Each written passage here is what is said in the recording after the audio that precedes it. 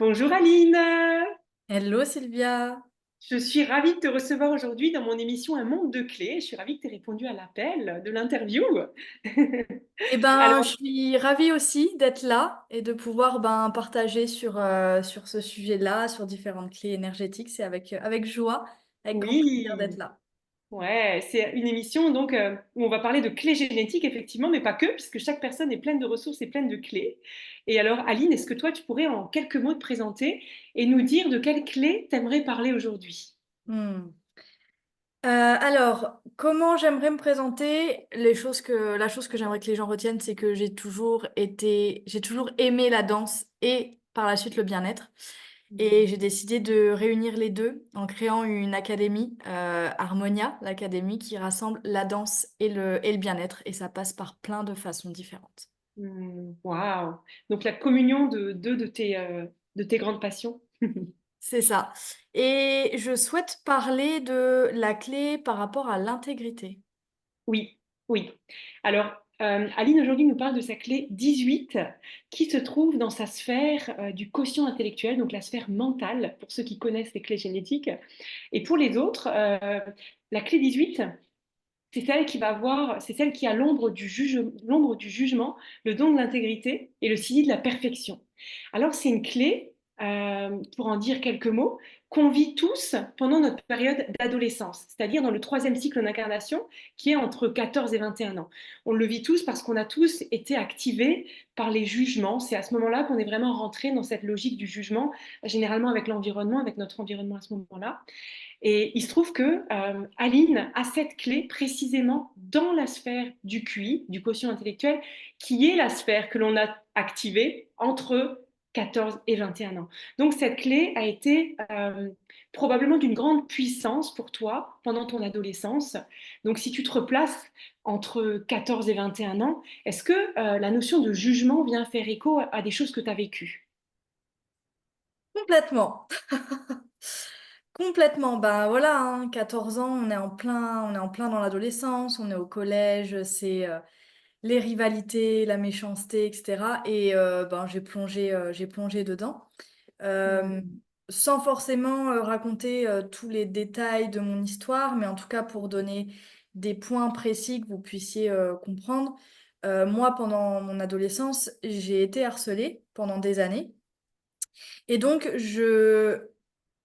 j'étais confrontée à ce jugement quotidiennement. Et au début, c'est pas vraiment confortable. Voilà, on préférait entendre «Oh, t'es trop belle, je t'aime», enfin voilà, des mots gentils, des mots d'amour. Finalement, moi, c'était tout l'inverse. Mm. Euh, et donc, au début, c'est pas agréable. Et à force de les entendre, on va commencer à douter de soi-même Mm. parce que les gens, en fait, te catégorisent par rapport à ce qu'ils ont entendu de toi, par rapport au jugement qu'il y a sur toi, Mm. mais sans forcément te connaître. Donc, Mm. ce qui fait que ça fait l'effet boule de neige, surtout en plus à cette époque-là, les réseaux sociaux venaient d'arriver et tout. Donc, c'était pas juste à l'école. Ça sortait aussi, ça me rattrapait en fait le soir avec le téléphone, Oui. etc. Mm. Et donc, à force d'avoir ces jugements-là, tu vas commencer à te poser des questions sur toi-même, tu vas commencer à douter de toi-même. Mm. Et quand ces jugements continuent, ben, en fait, tu vas finir par les croire. Oui. Wow. Donc, moi, toutes les choses que j'entendais à mon sujet qui pourtant étaient fausses, Mm. et ben en fait, au bout d'un moment, au bout de plusieurs années, à répéter, rabâcher la même chose, et ben j'ai fini par les croire. Ce Oui. qui fait qu'en fait, les jugements auxquels j'étais confrontée m'ont créé l'identité que j'ai développée après.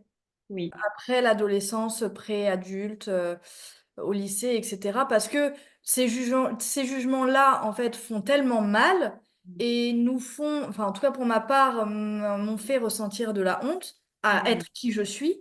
Et ben en fait, j'en ai développé une carapace, une Mm. armure pour plus que ça Oui. m'atteigne. Oui, tout à fait. Et cette armure-là, elle est venue brider, elle est venue enfermer bah, la Aline qu'il y a à l'intérieur, en fait, qui est Mm. joyeuse, qui est pure, qui aime s'exprimer, etc.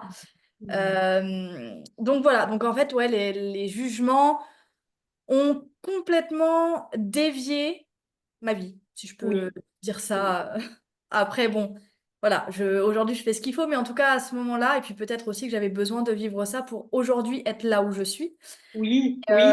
Mais voilà, les jugements ont été une grosse épreuve dans ma vie, ouais. Oui, alors d'après les clés génétiques, c'est vrai qu'on voit que tout a un sens et que derrière chaque ombre, il y a aussi le don qui est associé et qui est vraiment un de nos dons, un de nos talents innés, tu vois. Donc, les expériences sont forcément douloureuses quand on les rencontre depuis l'ombre.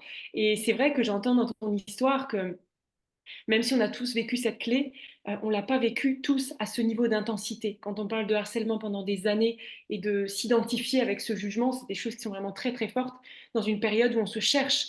Et c'est vrai qu'une des façons de vivre cette clé depuis l'ombre, depuis ce jugement, c'est de s'auto-juger et de garder cet auto-jugement sur soi, en fait, de finir par se dénigrer soi-même. Et donc, c'est quelque chose que tu as beaucoup vécu et qui aujourd'hui, en fait, c'est une clé qui continuellement va aussi nous ramener tout au long de notre vie aux thématiques de notre enfance. Donc, j'imagine que c'est une thématique, le jugement et l'intégrité, qui revient, qui va revenir plusieurs fois.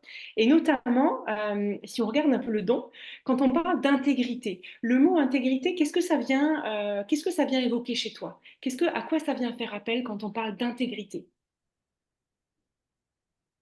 Et bah tu sais quoi, là, le premier mot qui me vient, qui est associé pour moi, là, c'est la loyauté.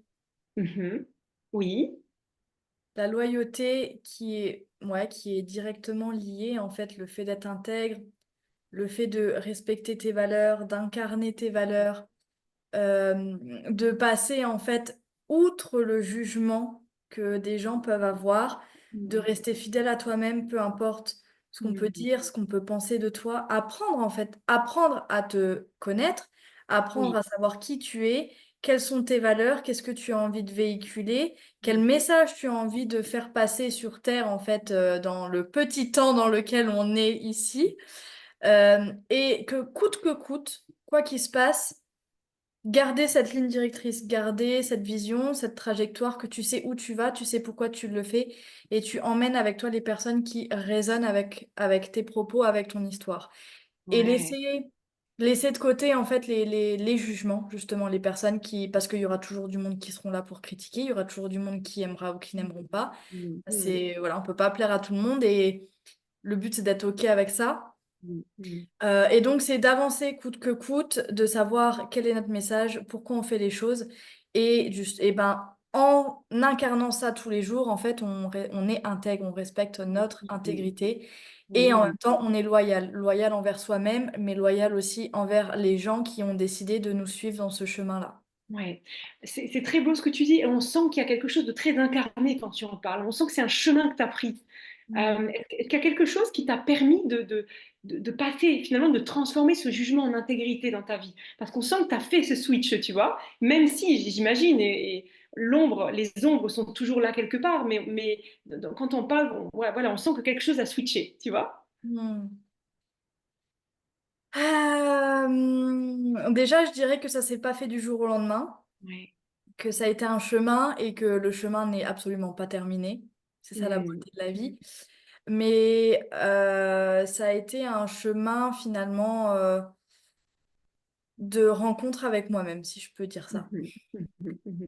Ça a été des années en fait d'écoute de moi-même, de moments passés seuls pour écrire, exprimer en fait ce qu'il y avait à l'intérieur de moi, les souffrances que je pouvais garder en fait de cette adolescence-là. Donc au début, c'est passé beaucoup par l'écriture. Moi Mhm. qui avais ben, beaucoup de mal à écrire, je veux dire, quand j'étais à l'école, qu'on me demandait de faire une rédaction, ça Mhm. buguait, hein, genre, j'arrivais pas, tu vois. Là, aujourd'hui, je peux t'écrire des pages et des pages, Mhm. débiter ça. Donc ça a beaucoup commencé par l'écriture, par le fait de suivre des personnes qui m'inspiraient, de regarder des vidéos, de découvrir les concepts de la vie, tu vois, Mhm. différentes Mhm. formules qu'il y a dans la vie, dans l'univers, etc. Et ensuite, ça a été par la danse. Par la danse, ouais. Ensuite, ça a été par la danse, ouais. Parce que tu vois, à cette époque-là, quand j'ai commencé en fait ce chemin d'éveil, Mhm. euh, ma manière de danser n'avait rien à voir avec ma manière de danser aujourd'hui. Mhm. Quand j'ai commencé, c'était quasiment impossible pour moi de danser de manière libre, de manière intuitive. Je fais de la danse depuis que je suis toute petite, mais j'ai été en école de danse, j'apprenais des chorégraphies, je faisais des spectacles, j'ai fait du classique, du moderne jazz, de l'oriental. Mais c'était avec des cours, de l'apprentissage, etc. Et c'était une démarche qui était complètement différente. Je me rappelle que notre prof, des fois, à la fin du cours, elle nous mettait une musique, elle nous disait allez-y, laissez-vous vous exprimer, Mhm. danser. Et moi, j'étais non, je peux. Mais vraiment, littéralement, mon corps ne bougeait plus, mon corps se figeait, je n'y arrivais pas. Et du coup, quand j'ai commencé ce travail-là sur moi, d'essayer d'aller comprendre plus en profondeur ce qui se passait, les souffrances qu'il y avait, euh, voilà qui je suis, etc. Eh ben, j'ai commencé à voir ma danse changer, ma manière de danser changer. J'ai commencé à me laisser un peu plus porter, traversée par la musique, traversée par les émotions. Alors au début, j'y arrivais un petit peu, mais je sentais encore des résistances. Mais en fait, au fur et à mesure, j'ai pratiqué, j'ai pratiqué, j'ai pratiqué. Et j'ai pas pratiqué dans un but de je veux savoir danser. J'ai pratiqué dans un but de c'est une manière pour moi de bouger mon corps, de faire circuler l'énergie que j'ai toujours aimé. Et là, aujourd'hui, je mets cette pratique-là à mon service. Et Waouh. pas au service euh, des autres comme avant quand je faisais des spectacles ou des prestations. C'était au service des autres pour créer une belle chorégraphie, pour que ce soit joli à voir, que ce soit du divertissement, que ce soit beau. Là, aujourd'hui, enfin, ces dernières années, en tout cas, je l'ai mis à mon service pour m'accompagner et m'aider dans ma transformation, mon évolution personnelle. C'est comme si chez toi, l'art, c'est-à-dire d'abord l'écriture, puis ensuite l'observation de toi, et la danse pour finir, est venue compléter ce tableau et t'a permis de transformer ce jugement en intégrité, c'est-à-dire en quelque chose, en une sorte de solidité intérieure. Ouais, c'est exactement ça. Après, il y a eu d'autres pratiques, tu vois, que j'ai testées, mais là où ça a eu le plus gros impact sur moi, c'est à chaque fois des pratiques qui sont liées avec le corps. Oui, oui, On va oui. chercher les choses qui sont cristallisées dans le corps de ce qu'on a vécu et qu'on va les extérioriser. Donc ça peut passer par la danse, ça peut passer par le chant, ça peut passer par la respiration, ça peut passer par le yoga. Il y a plein de pratiques corporelles qui existent. Moi, Mhm. en tout cas, aujourd'hui, et ma pratique, c'est la danse. Ouais. Et aujourd'hui, tu as créé une académie. Alors, est-ce que ça implique que tu accompagnes avec la danse? Que la danse devient un vecteur d'accompagnement, un moyen d'accompagner l'autre? Complètement, ouais. En fait, tu vois, quand moi j'ai commencé Mhm. à m'entraîner à danser de manière intuitive, de manière libre, j'aurais aimé avoir à côté de moi quelqu'un qui avait déjà parcouru le chemin et qui me montre comment faire, ou en tout cas qui me guide, qui m'accompagne, pas qui me montre son chemin à lui parce que chacun a son propre chemin. Mhm. Par contre, une personne qui comprend ce par quoi je passe, qui comprend peut-être ce que j'ai vécu, qui comprend là où je souhaite aller et qui sait en tout cas les grandes lignes, comment il faut faire pour parcourir ce chemin-là et me sentir soutenue en fait là-dedans. Mhm. Et c'est ce que aujourd'hui en fait je fais, c'est ce que j'ai créé avec Harmonia. Harmonia Mhm. Dance, c'est tellement vaste, c'est tellement grand. Parce qu'il y a et du en ligne et du présentiel, mais en tout cas, c'est une académie en ligne qui va ouvrir ses portes le mois prochain. Ce n'est pas encore Waouh! ouvert, ce n'est pas encore accessible. À partir de octobre 2024, c'est une académie en ligne qui regroupe le bien-être et la danse. Ouais. Donc, on va aller on va explorer la confiance en soi, le rapport à son corps, le rapport à sa féminité, à sa sensualité, mais aussi le fait de vouloir apprendre, grandir, évoluer, mais aussi de vouloir se divertir, d'aimer danser, de juste prendre du plaisir à danser. Tout ça va être exploré, tout ça va être retrouvé au sein de Harmonia Academy. Mhm. Parce qu'il y aura et des sessions de danse pour découvrir peut-être des styles de danse différents, mais il y Mhm. aura aussi des sessions de danse plutôt libres pour vous Mhm. accompagner justement dans cette manière de faire.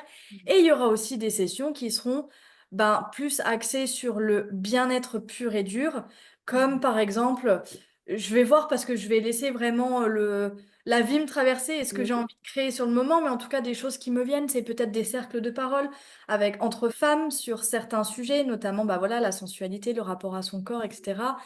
Mais peut-être aussi des pratiques de relaxation, de méditation.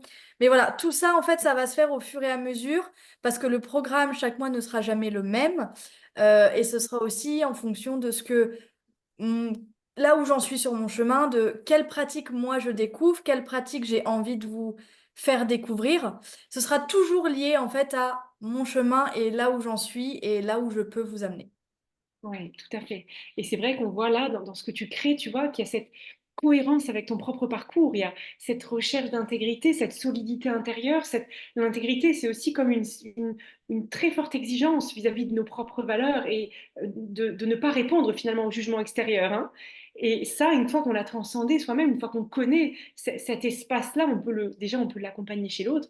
Et en plus de ça, tu as aussi la clé de l'accompagnement. Et ben voilà, que demande le peuple? Donc, je crois qu'il y a quelque chose de très beau, de très cohérent et de très juste dans ce que tu es en train de créer, ce que tu es en train d'offrir au monde. Et en te voyant comme ça, c'est vraiment magnifique. Ah, merci, c'est Je te dis gentil. bravo pour tout ça. Merci, ça me fait plaisir et oui, du coup, je le sens bien que intérieurement, en fait, tout a changé. Ouais, Extérieurement, c'est la même chose, entre guillemets, je suis sur la même planète, je vis la même vie. Mais mm, par contre, intérieurement, tout a changé, ce qui fait que l'extérieur a changé aussi. mm, La manière dont je vois les choses. Et, oui, et là, actuellement, je suis juste sur ce chemin où je partage de plus en plus sur les réseaux mon histoire, ce que j'ai mm, traversé, euh, ce qui en a découlé les années qui ont suivi. Et aujourd'hui, qu'est-ce que je décide de créer de ça? oui, tout à fait. Oui, Parce on a toujours le choix dans la vie, on traverse tous des épreuves, on a toujours le choix de savoir ce qu'on en fait. Est-ce que, est-ce que je vais me laisser, est-ce que je vais subir ce qui m'est arrivé dans la vie? mm, Ou est-ce que je vais décider de choisir de voir où est le cadeau caché dans ce que ouais, j'ai vécu ouais. et d'en faire une force et d'en créer quelque chose de puissant? Oui, Moi, j'ai fait ce choix. voir le cadeau et je dirais même avoir transmuté cette ombre en pure lumière, en fait, avoir transmuté cette expérience de vie en un don magnifique qui est celui de l'intégrité, qui te permet toi d'accompagner l'autre là-dedans sur ce cheminement. C'est magnifique. Et c'est ça, c'est qu'il a fallu plusieurs années pour que déjà Ouais. moi, je puisse avancer sur ce Oui. chemin-là et que Hmm. ensuite je me sente prête Oui. à accompagner les Hmm. personnes Hmm. avec qui mon histoire résonne parce que chaque personne a une histoire différente. Donc ça va plus être les propos que je partage ou les choses, les émotions que j'ai pu ressentir qui vont résonner ou non avec les personnes. Et les personnes qui résonnent avec ça et qui souhaitent bah, Hmm. embarquer dans le mouvement avec moi, Hmm. welcome home. La porte est ouverte. Merci beaucoup, Aline. Je mettrai le lien vers ton profil au-dessus de la vidéo. Comme ça, les gens qui veulent découvrir l'Académie d'Aline seront bien entendu invités à suivre le lien. Bah, merci. Alors oui, je disais, elle est encore pas accessible. Je ne sais pas quand est-ce que sortira Oui, cette interview. Mais pour l'instant, elle n'est pas accessible. Elle arrivera en octobre 2024. Donc vous ouais, pourrez ouais. suivre les avancées sur mon profil. Mais entre-temps, si ce que j'ai partagé résonne avec quelqu'un qui a écouté cette interview-là et qui a envie de continuer sur ce chemin-là, ou en tout cas qui sent l'appel, il y a Mm. quelque chose qui est accessible avant l'académie en ligne, c'est Harmonia Dance Mm. Camp. C'est la première retraite de danse en France qui Wow. rassemble la danse orientale, la danse thérapie et la danse extatique.